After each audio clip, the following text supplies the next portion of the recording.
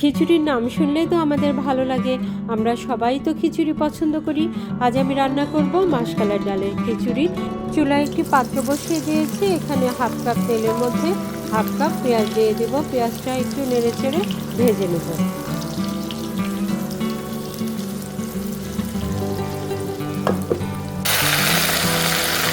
গোটা মশলাগুলো দিয়ে দেব। 2টা তেজপাতা দিয়ে দিলাম। এখন ছোট এলাচ, দারচিনি, লবঙ্গ দিয়ে দেব।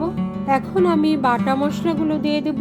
প্রথমেই দেব রসুন বাটা, 2 টেবিল চামচ রসুন বাটা দিয়ে দেব। তারপরে দেব আদা বাটা, এখানে আদা বাটাও 2 টেবিল চামচ পরিমাণ দিয়ে দেব। আর এরপরে আমি গুঁড়া মশলাগুলো দিয়ে দেব। প্রথমেই দেব জিরা ধনিয়ার গুঁড়া, তারপরে লবণ তো দিতেই হবে, স্বাদ মতো লবণ দিয়ে দিলাম। তারপরে 1 টেবিল চামচ করে হলুদের গুঁড়া এবং মরিচের গুঁড়া দিয়ে মশলাটা খুব ভালো করে আমি কষিয়ে নেব। এখানে মশলাটা যত ভালো কষানো হবে এই রান্নার টেস্টটা কিন্তু তত ভালো আসবে।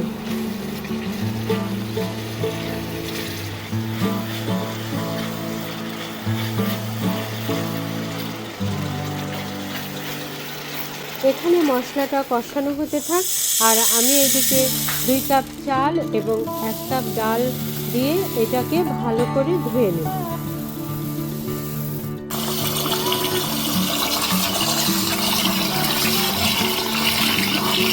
চাল ডাল ধুয়ে নিয়েছি আর মশলাটাও কষানো হয়ে গেছে।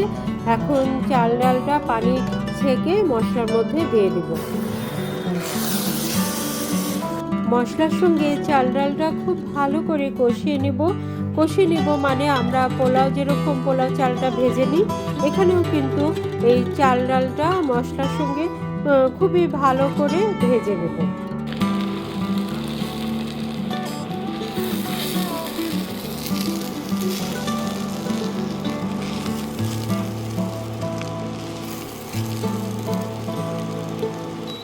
এখানে চুলার হিটটা মিডিয়াম রাখবো, কারণ খুব বেশি জোরে হিট দিলে কিন্তু এটা ধরে যাবে, কারণ এখানে মশলাও দেওয়া আছে। চাল ডালটা খুব ভালো করে মিডিয়াম হিটে আমরা কষিয়ে নেব। চাল ডালটা কষানো হয়ে গেলে আমরা এখানে পানি দিয়ে দিব। এখানে আমরা 2 কাপ চাল 1 কাপ ডাল নিয়েছি, অর্থাৎ 3 কাপ, আর 3 কাপ চাল ডালে আমরা 6 কাপ পানি দিয়ে দিব। মূলত পোলাও রান্নার মতোই যতটা চাল ডাল পানি কিন্তু তার ডবল দিতে হবে। এটা যেহেতু ভুনা খিচুড়ি, আর ডালটা যদি পুরাতন হয় বা চালটাও পুরাতন হয় তাহলে 3 গ্লাস চালের কাছে মূলত 6 গ্লাস পানি লাগে। সেখানে পুরাতন চাল ডাল হলে এখানে হাফ গ্লাস পানি কিন্তু বেশি লাগবে, আর নতুন চাল ডাল হলে কিন্তু হাফ গ্লাস পানি কম লাগবে। আর এখানে আমি 10-12টা কাঁচামরিচ কেটে দিয়ে দিলাম। এই কাঁচামরিচের ফ্লেভারটা কিন্তু খুবই ভালো আসবে। প্রথমে 1 টেবিল চামচ শুকনো মরিচ দিয়ে দিয়েছিলাম, এটা কালারের জন্য। কাঁচামরিচ ছাড়া কিন্তু খিচুড়ির কথা ভাবাই যায় না। খিচুড়ি মানেই কিন্তু কাঁচামরিচের এই ঝালের ফ্লেভারটা খিচুড়ির সঙ্গে কিন্তু খুবই ভালো লাগে।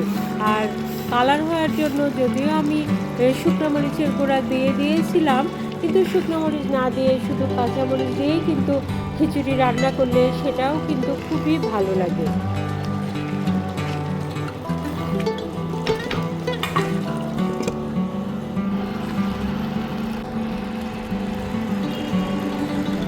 খিচুড়ি রান্না প্রায় শেষের দিকে। এখন আমি 2 টেবিল চামচ ঘি দিয়ে দেব। 2 টেবিল চামচ ঘি দিয়ে এখানে একটু ভালো করে নেড়ে ঢেকে দেব। আর ঢেকে দেওয়ার আগে চুলার আঁচটা কিন্তু একটু কমিয়ে দিতে হবে। ঘি দেওয়ার পরে খিচুড়িটা উপর নিচ করে খুব ভালো করে নেড়ে দেব। তারপরে যে জিনিসটা দেব সেটা হলো গরম মশলার গুঁড়া। এই গরম মশলার গুঁড়ার ফ্লেভারটা কিন্তু খুবই ভালো আসবে। ঘি এবং গরম মশলার ফ্লেভার আসা শুরু করে দিয়েছে। এই যে কি সুন্দর একটা ফ্লেভার আসছে ধোঁয়ার সঙ্গেই, এই ফ্লেভারটা কিন্তু খুবই ভালো আসছে। যারা এই খিচুড়ি পছন্দ করে তারা তো বুঝতেই পারছে মাসকলাইয়ের ডালের খিচুড়ির ফ্লেভারটা কেমন হয়। আমার রান্না প্রায় শেষের দিকে। এখন আমি খিচুড়িটাকে 5 মিনিটের জন্য ঢেকে রাখবো। এখানে চুলার আঁচটা একেবারে কমিয়ে দেব যেন পুড়ে না যায়। 5 মিনিট পরে ঢাকনাটা উঠিয়ে নিলাম। এই তো খিচুড়িটা কি সুন্দর ঝরঝরা হয়েছে। পরিবেশনের আগে আরও 5 মিনিট ঢেকে রেখে দিব, তারপর আমরা পরিবেশন করব। মাসকালার ডালের খিচুড়ি যারা পছন্দ করে তাদের কাছে কিন্তু এই রান্নাটা খুবই ভালো লাগবে। এটা মূলত রাজশাহী এবং কুষ্টিয়া এলাকার লোকেরাই বেশি পছন্দ করে। আমি পরিবেশনের জন্য একটা পাত্রে উঠিয়ে নিলাম। এই মাসকালার ডালের খিচুড়িটা কে কে খেতে পছন্দ করেন কমেন্টস করে অবশ্যই জানাবেন। আর আমার রান্নাটা যদি ভালো লাগে লাইক, কমেন্টস, শেয়ার দিয়ে আমাদের সাথেই থাকবেন। আল্লাহ হাফেজ।